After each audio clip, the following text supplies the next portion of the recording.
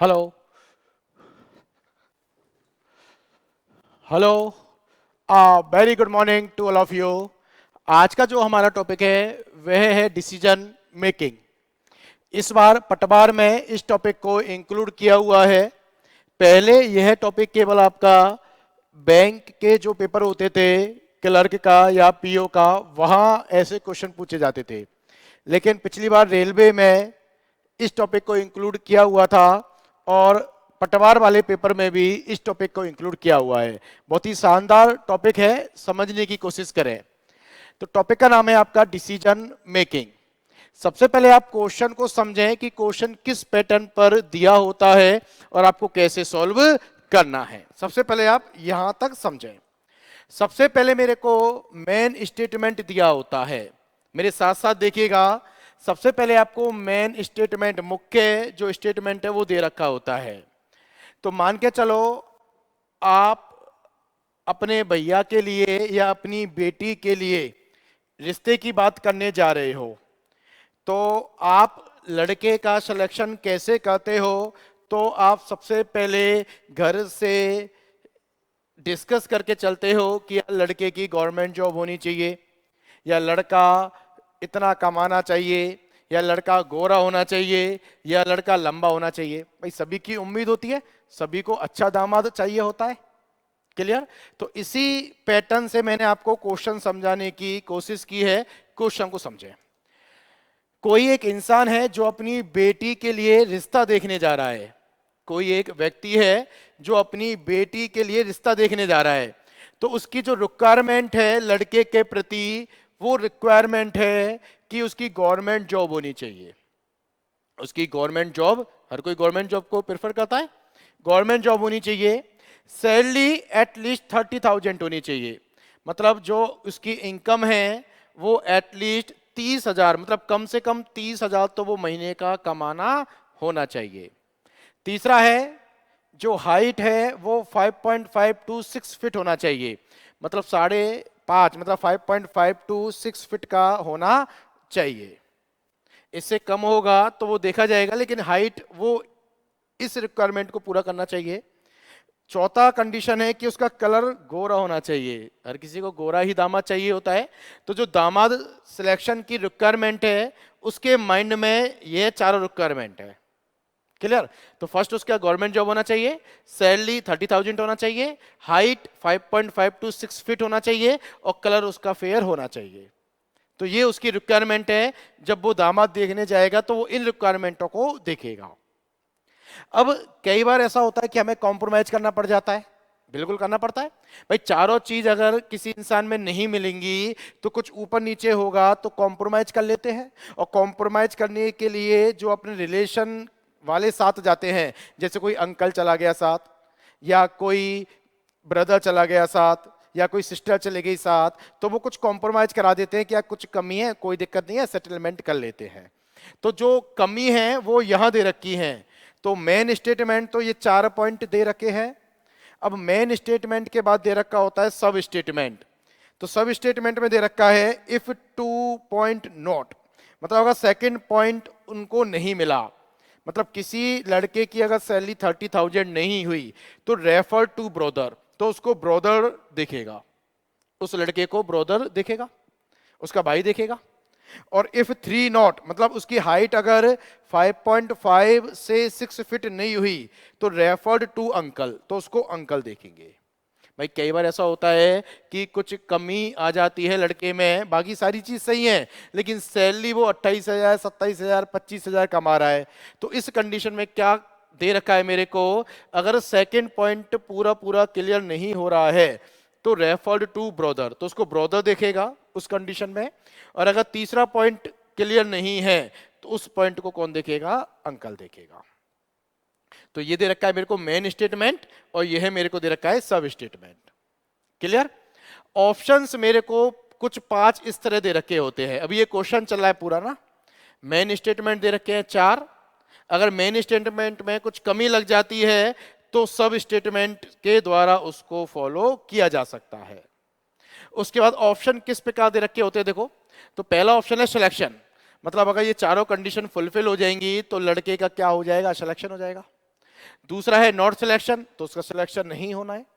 तीसरा है data insufficient, कई बार अपन लड़का देखने जाते हैं तो कई बार डाटा अपने को नहीं मिल पाता है पूरा, तो उस कंडीशन में क्या आंसर आएगा, डाटा इनसफिशियंट। चौथा है रेफर्ड टू ब्रदर, तो जैसे अगर रेफर टू ब्रदर दे रखा है, और पांचवा पॉइंट है रेफर्ड टू अंकल, पांचवा अंकल दिखेगा। तो ये 5 ऑप्शन मेरे को कुछ इस प्रकार प्रत्येक क्वेश्चन में दिए होते हैं। तो क्वेश्चन समझ में आ गया सभी को? भाई कोई अपनी लड़की के लिए लड़का देखने जा रहा है तो उसकी रिक्वायरमेंट है, ये 4 पॉइंट के द्वारा रिक्वायरमेंट है, लेकिन कुछ कमी हो जाती है तो 2 पॉइंट और एक्स्ट्रा दे रखे हैं, फिर ये ऑप्शंस दे रखे हैं तो लड़के का सिलेक्शन होगा। दूसरा पॉइंट लड़के का सिलेक्शन नहीं होगा। तीसरा पॉइंट डाटा इनसफिशिएंट है, मतलब डाटा अपर्याप्त है। चौथा रेफर्ड टू ब्रदर, और पांचवा रेफर्ड टू अंकल। अब देखिए क्वेश्चन कैसा आएगा, जैसे मैंने पहला क्वेश्चन लिखा हुआ है, तो मैंने 5 क्वेश्चन के द्वारा पूरे चैप्टर को आपको समझाने की कोशिश की है। ध्यान से देखें, यहां तक जो चल रहा था बच्चों वो पूरा क्वेश्चन था, ये क्वेश्चन में आपको देगा, सब कुछ देगा। फिर पहला क्वेश्चन उसने पूछा है, कोई राम है जिसकी गवर्नमेंट जॉब है, जिसकी सैलरी 35,000 है, जिसकी हाइट 5.8 फीट है और जिसका कलर फेयर है। तो मान के चलो जो उसका फादर है वो रिश्ता देखने गया तो उसको गवर्नमेंट जॉब मिल गया, तो उसकी कंडीशन फुलफिल हो गई। सैलरी 35,000 मिल गई, तो सैलरी 30,000 से ज्यादा है 35,000, तो ये कंडीशन भी फुलफिल हो गई। तीसरी हाइट 5.8 फीट है, तो उसको 5.5 से ज्यादा चाहिए थी, तो हाइट भी क्लियर हो गई उसकी तरफ से। और चौथा कलर फेयर है, तो कलर गोरा होना चाहिए, तो कलर गोरा है उसका। तो मतलब जो उसकी रिक्वायरमेंट थी चारों, वो रिक्वायरमेंट पूरी पूरी फुलफिल हो गई। तो इसका मतलब वो लड़के का सिलेक्शन करेगा नहीं करेगा, लड़के का क्या हो जाएगा, सिलेक्शन। तो इसका मतलब ऑप्शन नंबर 1 आ जाएगा इसका आंसर, और ऑप्शन नंबर 1 में क्या है, सिलेक्शन। तो अगर मेरे को पहला क्वेश्चन पूछा है तो उसका ऑप्शन आ जाएगा ऑप्शन नंबर 1, तो मतलब इस लड़के का क्या हो जाएगा, सिलेक्शन हो जाएगा। क्यों? क्योंकि वो चारों कंडीशन को फुलफिल कर रहा है। क्लियर? दूसरा क्वेश्चन देखो, जैसे कोई श्याम है, भाई 5 लड़के देखे उसने, उसके पापा ने, तो किन किन का सिलेक्शन होगा या क्या क्या ऑप्शन टिक करना है वो पांचों लड़कों को देखकर ही करेगा। दूसरा क्वेश्चन है, कोई श्याम है जिसकी प्राइवेट जॉब है, लेकिन उसको तो क्या चाहिए थी, गवर्नमेंट जॉब, उसको तो क्या चाहिए थी, गवर्नमेंट जॉब। तो पहला पॉइंट ही देखो फेल हो गया वहां पर, क्योंकि पहला उसका जो पॉइंट था वो गवर्नमेंट जॉब के लिए था, तो प्राइवेट जॉब वाले लड़के को तो देखेगा नहीं, चाहे वो कितना भी कमाता हो उससे मतलब नहीं है। लेकिन पहला पॉइंट ही फेल हो गया उसके लिए। अब पहला पॉइंट फेल हो गया, तो पहला पॉइंट फेल होगा तो कोई उसको रेफर भी नहीं कर रहा, तो इसका मतलब पहला पॉइंट के द्वारा लड़के का क्या होगा, सिलेक्शन नहीं होगा। तो इसका मतलब इसका ऑप्शन नंबर कौन सा आ जाएगा, सेकंड, नॉट सिलेक्शन। तो इस वाले क्वेश्चन के लिए ऑप्शन नंबर सेकंड आंसर होगा, नॉट सिलेक्शन। क्यों? क्योंकि उसकी रिक्वायरमेंट थी कि वो गवर्नमेंट जॉब वाला चाहिए, जबकि यहां पर जो लड़का है वो प्राइवेट जॉब वाला है, चाहे वो कितना भी कमाता हो, चाहे हाइट कितनी भी हो, चाहे कितना भी गोरा हो, लेकिन उसकी जो कंडीशन है वो प्राइवेट जॉब से गवर्नमेंट जॉब जो उसने सोचा था, तो प्राइवेट जॉब तो उसे चाहिए नहीं। तो इसका मतलब लड़के का नॉट सिलेक्शन, तो वो यही मुकर जाएगा कि हमें लड़का पसंद नहीं है। तीसरा केस देखो, तीसरा क्वेश्चन, कोई केतन नाम का व्यक्ति है जिसकी गवर्नमेंट जॉब है, तो पहली कंडीशन फुलफिल हो रही है। दूसरा सैलरी 40,000 है, तो सैलरी 30,000 से ज्यादा है, सही है। तीसरी कंडीशन मेरे को नहीं दे रखी है हाइट, लेकिन चौथी कंडीशन कलर फेयर है, तो इसका मतलब मेरे को यहां पर हाइट के बारे में कुछ नहीं बता रखा है, हाइट के बारे में कुछ नहीं बता रखा है। तो इसका मतलब डाटा पूरा मेरे पास इस का नहीं है, तो डाटा पूरा नहीं है, तो ऑप्शन नंबर 3 इसके साथ हो जाएगा क्या, तो ऑप्शन नंबर 3 में है डाटा इनसफिशिएंट।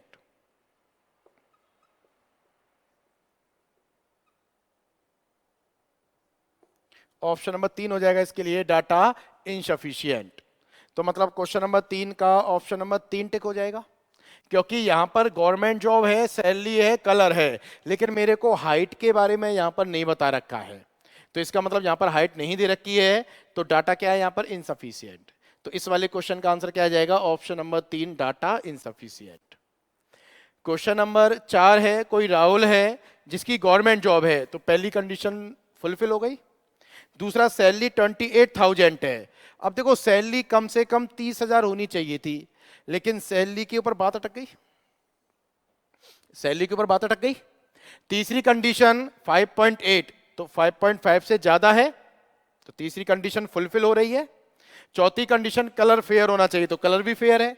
अब बात कहां अटक गई? सैलरी पे अटक गई, बात कहां अटक गई? सैलरी पे। तो उसने एक पॉइंट दे रखा है, यदि सेकंड पॉइंट नहीं फुलफिल हो पाता है तो रेफर्ड टू क्या होगा? ब्रदर। भाई अगर सेकंड पॉइंट में कुछ कमी आती है, भाई कॉम्प्रोमाइज तो थोड़ा बहुत करना पड़ता है। तो मान के चलो उन्होंने सैलरी के साथ कॉम्प्रोमाइज किया, तो कॉम्प्रोमाइज किया सैलरी के साथ, तो वो किसको रेफर किया जाएगा? ब्रदर को, मतलब उसको ब्रदर डील करेगा उस केस को। तो इसका आंसर क्या आ जाएगा? Option number 4। इसका ऑप्शन आ जाएगा ऑप्शन नंबर 4, और option number 4 refer to brother. मतलब उस केस में किसके पास देखा जाएगा? उसका भाई देखेगा उसको। पांचवा क्वेश्चन है, कोई पवन है जिसकी गवर्नमेंट जॉब है, तो देखो गवर्नमेंट जॉब फुलफिल हो रही है। सैलरी 50,000 है, 30,000 से ज्यादा सैलरी है, तो ये भी फुलफिल हो रही है। लेकिन हाइट में दिक्कत हो गई। हाइट कितनी है? 5.4, जबकि हाइट कम से कम कितनी चाहिए थी? 5.5। लेकिन कलर तो फेयर है। अब दिक्कत कहां आ गई? उसको हाइट में आ गई। दिक्कत कहां आ गई बच्चों? उसको हाइट में आ गई। अब मैंने देखा था कि अगर हाइट में कुछ प्रॉब्लम होगी, तो तीसरा नंबर अगर पॉइंट में कोई दिक्कत होगी, तो रेफर टू अंकल। तो उसको कौन देखेगा? अंकल देखेगा। तो देखो बच्चों यहां पर हाइट में प्रॉब्लम है, तो इसका मतलब ऑप्शन नंबर 5 इसके साथ हो जाएगा, नहीं हो जाएगा? तो ऑप्शन नंबर 5 में कौन देखेगा? Referred to uncle. भाई हाइट अगर कम होगी और बाकी सारी कंडीशन फुलफिल हो रही हैं, तो उसने देखा दिया हुआ है इफ 3 पॉइंट नॉट, मतलब अगर 3 पॉइंट संतुष्ट नहीं कर रहा हो तो रेफर्ड टू अंकल। तो उस केस में कौन देखेगा? अंकल देखेगा। तो उसने ऑप्शन नंबर 5 में यही दे रखा है, रेफर टू अंकल। तो 5 में का क्या आ जाएगा? Option number 5। तो डाटा डिसीजन मेकिंग में बच्चों कुछ इस तरह का क्वेश्चन पूछा जाता है, जिसमें मेन स्टेटमेंट दिया होता है और फिर सब स्टेटमेंट दे रखे होते हैं। अगर मेन स्टेटमेंट में कुछ कमी आती है तो सब स्टेटमेंट के द्वारा उसको रेफर किया जाता है।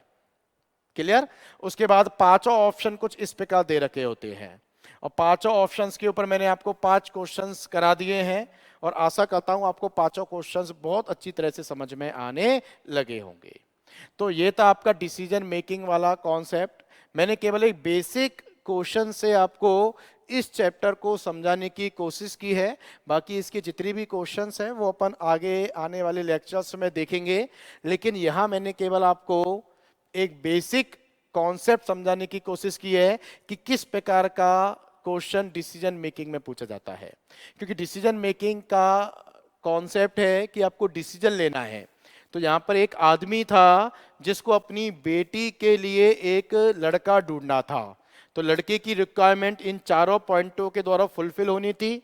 कुछ कमी हो जाएगी तो 2 कंडीशन और दे रखी थी। उसके बाद कुछ 5 ऑप्शन ऐसे दे रखे थे। भाई आप कोई लड़का देखने जाते हो तो 5 ही कंडीशन तो होंगी, या तो सिलेक्शन होगा, या सिलेक्शन नहीं होगा, या डाटा इनसफिशियंट है, भाई डाटा पर्याप्त नहीं है लड़के का, या रेफर टू ब्रदर, कुछ कमी होगी तो रेफर टू ब्रदर किया जाएगा, और 5वां रेफर टू अंकल, अगर तीसरे पॉइंट में कुछ कमी है तो रेफर टू अंकल। और 5 क्वेश्चंस को हमने यहां पर डिस्कस कर लिया है। तो आशा करता हूं बच्चों आपको यह जो ट्रिक है वो समझ में आने लगी होगी। अब कितने भी क्वेश्चंस आप इस डिसीजन मेकिंग के ऊपर क्वेश्चन कर सकते हो। 5 ऑप्शन कुछ इस प्रकार दे रखे होते हैं। 5 ऑप्शंस के ऊपर मैंने आपको 5 क्वेश्चंस कंप्लीट करा दिए हैं। आशा करता हूं आपको यह वीडियो हमारी बहुत अच्छी लगी होगी। बाकी हम मिलते हैं नेक्स्ट लेक्चर में। Thank you, all the best.